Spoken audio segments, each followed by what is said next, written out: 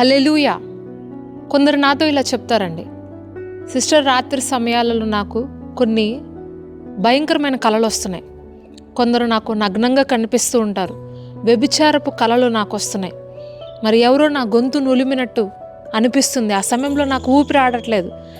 నేను సరిగా నిద్రపోలేకపోతున్నాను. ఈ యొక్క చెడ్డ కలల నుంచి నాకు విడుదల కలగాలని ప్రార్థించండి, నేనేం చెయ్యాలి అని మరి కొందరు నన్ను ప్రశ్నిస్తూ ఉంటారు. అయితే దేవుని వాక్యము ఏం సెలవిస్తుందంటే, రాత్రి వేళ కలుగు భయంకైనను, పగటి వేళ ఎగురు బాణంకైనను, మధ్యాహ్నం సంచరించు రోగముకైనను నువ్వు భయపడకుందువు. హల్లెలూయా. చూడండి, దేవుని వాక్యము మీతో మాట్లాడుతుంది, నువ్వు భయపడద్దు. భయము ఎందుకు వస్తుంది అంటే ఒక దురాత్మ నుండి వస్తుంది. చెడ్డ కలలు ఎందుకు వస్తాయంటే అది ఒక దురాత్మ దాడి, అది ఒక ఈవిల్ అటాక్. ఎందుకు మీపైన అపవాది దాడి చేస్తున్నాడు అనే విషయం మీరు ఎప్పుడైనా గ్రహించారా?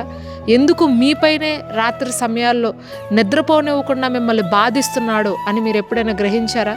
ఎందుకు అంటే, ఒక వ్యక్తి ఎప్పుడైనా తన యొక్క హృదయంలో పాపానికి స్థానం ఇచ్చినప్పుడు, పాపము చూడడానికి, పాపము చేయడానికి అధికారం ఇచ్చినప్పుడు, అపవాది ఆ ఒక్క వ్యక్తి హృదయంలోనికి వచ్చి ఆ ఒక్క వ్యక్తిని సమాధానము లేకుండా కలవరపరుస్తూ ఉంటాడు.